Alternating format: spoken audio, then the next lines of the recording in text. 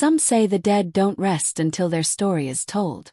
At Ravenwood High, there's a place students whisper about, a place sealed for decades, the old bell tower.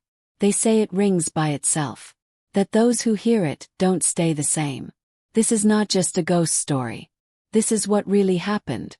The wind howled through the old brick corridors of Ravenwood High, battering windows like fists desperate to get inside. Thunder rolled across the sky, rattling lockers and lighting up the empty halls in sharp flashes of white-blue. The school had been closed for hours. But one girl had stayed behind. Emily Carson clutched her phone in one hand, her other trembling as it brushed against the cold metal railing of the forbidden bell tower staircase. Her boots echoed on the ancient stone steps, each step sounding like a warning. She shouldn't be here. No one was supposed to go into the tower. Ever. But something had drawn her up. Voice. A whisper. A feeling like fingers wrapped around her heart, tugging her upward against her will. Her phone buzzed with a message from an unknown number. Don't run. It's already too late. Her breath caught in her throat. She spun around but saw only darkness. Lightning flared again, revealing the outline of the tower's wooden beams, rotting and webbed with age. Please, she whispered, tears streaking down her cheeks. I didn't mean to. The whisper came again, closer now. You lied, Emily. Her phone flickered, the screen distorting with static, then went black. The bell, silent for years, gave a low groan above her. Then it rang. The sound was deafening. The vibration shook the steps under her feet. She screamed, turning back toward the exit, but the iron door slammed shut with a thunderous clang. Panic surged. He pounded on the door. No response. Then footsteps. From above. Low. Heavy. Scraping. A girl's silhouette appeared at the top of the stairs. Emily gasped. No, it's not possible. You're dead. The figure didn't answer. The bell rang again. Emily backed away, tears now flowing freely, until her heel touched the edge of the stair platform. A sudden gust of wind blasted through the tower as the girl's face became visible in the flickering light. Her mouth was torn into a permanent, jagged smile. Her eyes bled black. Emily's scream was cut off as she fell. The bell tolled once more. Then silence.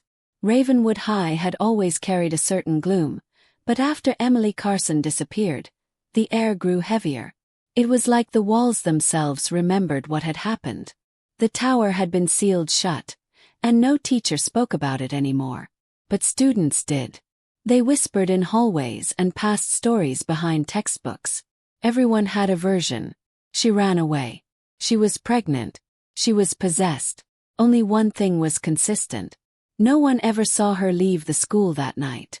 2 months later, Alex Morgan stepped out of the rusted yellow bus, backpack slung over one shoulder. He was tall, quiet, with a sharp gaze that seemed to observe more than most kids his age. His family had moved to Ravenwood after his father's mysterious breakdown. His mother said the change would be good. Alex wasn't so sure. The first thing he noticed was the bell tower. It loomed above the school like a crooked finger pointed at the sky. Birds circled it but never landed. Its windows were boarded, and the paint had long peeled into the shape of screaming faces. He felt something cold settle in his stomach. Inside, the school was like any other. Half-asleep teenagers, exhausted teachers, but the mood was different. Students looked over their shoulders. They whispered names that no one wanted to say out loud. And when Alex asked about the tower, the answers were always the same. Don't go near it. Lena was the only student who seemed willing to talk to him. She had a rebel's air, dark eyeliner, ripped jeans, and a voice that didn't match her small frame. You're the new guy, she said, sitting beside him in journalism class. Alex, right? Don't ask about the tower. People vanish. I heard someone disappeared last semester, he said. She rolled her eyes. Emily Carson, straight-A girl, went up the tower and never came down. Official story is she ran away. But we know better. Why would she go up there? Lena leaned in. They say it calls to people. Especially the guilty. Alex didn't answer. He glanced back at the tower through the classroom window. Later that night, he dreamt of a girl with long black hair, standing at the top of the tower, her mouth moving but no sound coming out. Her eyes were empty. Her hands were bleeding. He woke up gasping. And somewhere in the night, a single bell rang. The library of Ravenwood High was quiet, tucked away behind heavy oak doors and a musty smell that clung to the carpets. Alex walked between the shelves, running his fingers over worn-out spines and cracked bindings. He wasn't sure what he was looking for, only that the dreams wouldn't stop. Every night the girl appeared again, her eyes empty, her hands outstretched, and always the bell. Lena joined him by the microfilm machine, balancing 2 large textbooks in her arms. "You're serious about this, huh?" Alex nodded. "Something's not right. It's not just Emily. I think this has happened before." "Yeah," Lena said, dropping the books with a thud. "People vanish all the time. But they're usually forgotten. Emily wasn't the first." She opened an old school yearbook, its cover cracked and stained. "This one's from 1966. They flipped through the pages. The students smiled in black and white, frozen in time. But on the second-to-last page, Alex paused. A girl's photo had been scratched out so violently the paper was torn. Beside the photo, someone had written in smeared ink, "She never left." Below it, the name still faintly showed, Margaret Bell. Alex felt a chill run down his spine. "Bell," he murmured. "Like the tower." Lena nodded slowly. "She died up there. Or something worse. Halloween night. 1966. A shadow moved across the library window, and both of them turned, but saw nothing. "I read an article once," Lena continued, lowering her voice. "Said she was part of some prank gone wrong. Locked in the tower overnight. The door jammed during a storm. By the time they found her, she was hanging from the rafters." Alex closed the book. "And now what?" "Her ghost is killing students." Lena looked away. "People say she never left, that she chose to stay. And every 7 years she makes someone disappear. To keep others from finding out the truth." Alex stood. "Then we have 4 months. October's not that far." Lena glanced at him sharply. "You think this is a pattern? I think we're next." That night, Alex couldn't sleep. He sat at his desk, the yearbook open beside his laptop. He'd scanned the photo, enhanced the scratched image digitally, but all he could make out were hollow black holes where eyes should be. Then the lights flickered. His phone buzzed. No caller ID. He picked it up. Silence. Then a whisper. "You're getting close, Alex." He dropped the phone. The screen showed a new photo, one he hadn't taken. It was him, standing at the bottom of the tower. But the photo wasn't from today. It was storming in the background. And behind him, just barely visible, was the girl from his dreams. The next morning, Ravenwood buzzed with new gossip.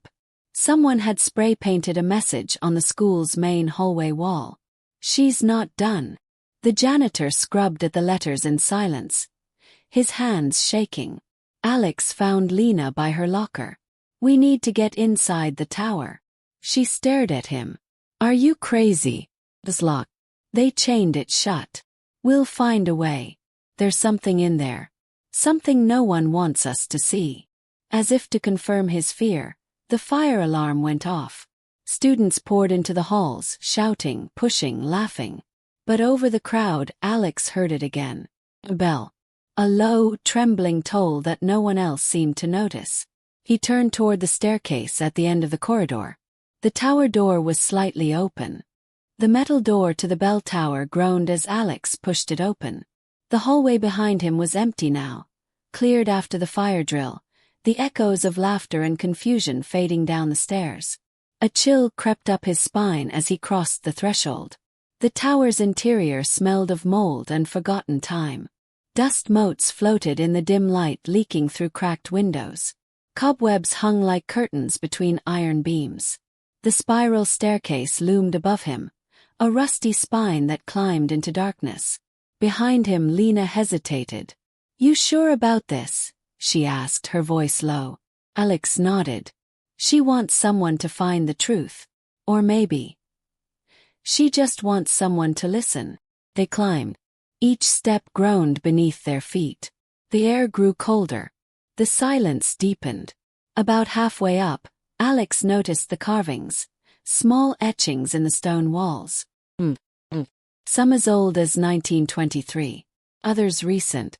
Very recent. He ran his fingers across one. Emily Carson. October 27th. "Look," Lena whispered, pointing to a corner of the landing. A scorched candle sat in a rusted holder. Beside it, a bundle of dried flowers, tied with a school ribbon. "She was here," Alex said. They reached the top. The bell chamber. It was a wide, circular room, open to the wind through shattered arches. The great bronze bell hung above them like a judge's gavel. Its rope had long since frayed, but the sound of its toll still echoed in Alex's mind. Then something moved. A figure stood in the far corner. Long black hair. A white dress. Bare feet. The girl from Alex's dreams. Lena froze. "Is that?" The girl turned slowly. Her face was pale, almost translucent. Her mouth moved, forming words without sound. Alex stepped forward, heart pounding. "Margaret!" The girl's eyes snapped to his. And suddenly the bell tolled. The sound ripped through the chamber. Lena fell to her knees, clutching her ears. The windows shook. The air thickened with icy pressure. The girl opened her mouth. And this time they heard her. "You were supposed to stay away." Her voice was layered. Hello. Agonized. The bell rang again. The wind exploded into the chamber, slamming the heavy door shut behind them. "She's angry," Lena gasped. "We shouldn't be here." Alex looked at the girl. "Tell us what happened. We want to help." The ghost's head tilted. Her eyes flickered with something ancient and cold. "You can't help the dead." And then the room changed. In a blink, they were standing in a different time. The tower was new, clean, lit by lanterns. Students in old uniforms laughed and pushed each other on the stairs. They saw Margaret, alive. She stood near the railing, clutching a letter. Her face twisted with rage and pain. "Liar," she whispered. "He said he loved me." 3 boys approached her, mocking. One grabbed her arm. She pulled away, stumbled, and fell. Back in the present, the vision ended. Lena gasped. "It wasn't a prank. They made her climb up here." Alex's voice trembled. "And they let her fall." The ghost nodded. "They buried the story, erased her name.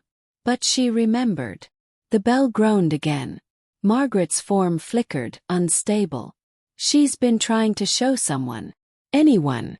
Alex reached forward slowly. "You don't have to hurt people. We see you now." The ghost blinked. For a moment the storm stopped. But then, her expression darkened. "She's not the only one." A second figure stepped from the shadows. Emily. But her face was different. Hollow. Twisted. Her eyes locked on Lena. "Liar," she hissed. The chamber plunged into darkness. The darkness in the bell chamber was absolute. Thick, suffocating, alive. The air pulsed with a low vibration, as though the tower itself were breathing. Lena's scream was swallowed into silence, her body pulled backward by a force unseen. "Lena!" Alex shouted, reaching blindly, his fingers scraping cold stone. A faint, sickly glow filled the room. Emily's ghost hovered just inches from Lena, her face twisted in a mask of sorrow and fury. "She lied," the ghost whispered. "She left me there. She knew." Lena shook her head. "I didn't, Emily. I tried to help. You ran." Alex stepped between them, trembling. "She didn't know, Emily. Whatever happened to you, it wasn't her fault." Emily's face contorted. Her mouth opened, a black void inside. Wind howled through the shattered arches. The bell trembled above them. Then Margaret's ghost appeared beside her, still and quiet, her eyes fixed on Alex. She was mine first, she said. The words struck like ice. A sudden flash of memory crashed into Alex's mind, visions that were not his. Margaret in the tower. Her screams. Her fall. Emily, decades later, guided by unseen whispers. The same betrayal. The same ending. This isn't about guilt, Alex said slowly. This is about grief. About revenge. Emily's voice cracked. They forgot me. No, Alex said. They buried you. But I won't. He stepped forward, pulling the recorder from his jacket pocket. He pressed record. My name is Alex Morgan, and I'm here to tell the story of Margaret Bell and Emily Carson. They were left behind. Not anymore. The recorder clicked. The wind stopped. The tower fell silent. Emily looked down at herself, her twisted face softening. She reached for Margaret, who stared back in confusion. Slowly their hands touched. A sound like shattered glass echoed through the chamber as both spirits began to fade. Margaret's last expression was unreadable, half pain, half peace. Emily mouthed the final word. Thank you. Then they were gone. Dawn broke over Ravenwood. The bell tower stood still, its crooked silhouette etched in gold light. Down below, Lena and Alex sat on the grass, wrapped in emergency blankets, watched by worried faculty and paramedics. They just found you passed out, a paramedic said. No sign of anyone else in the tower. But Alex said nothing. The recorder was in his pocket. The file still saved. Inside, voices from beyond the grave. Prologue. 2 months later, construction began to demolish the bell tower. A new garden would take its place. Alex transferred to a different school. He never spoke publicly about what happened. But sometimes, late at night, he would press play on the recorder and hear a faint echo behind his own voice. The soft ringing of a bell. And the sound of someone finally being heard.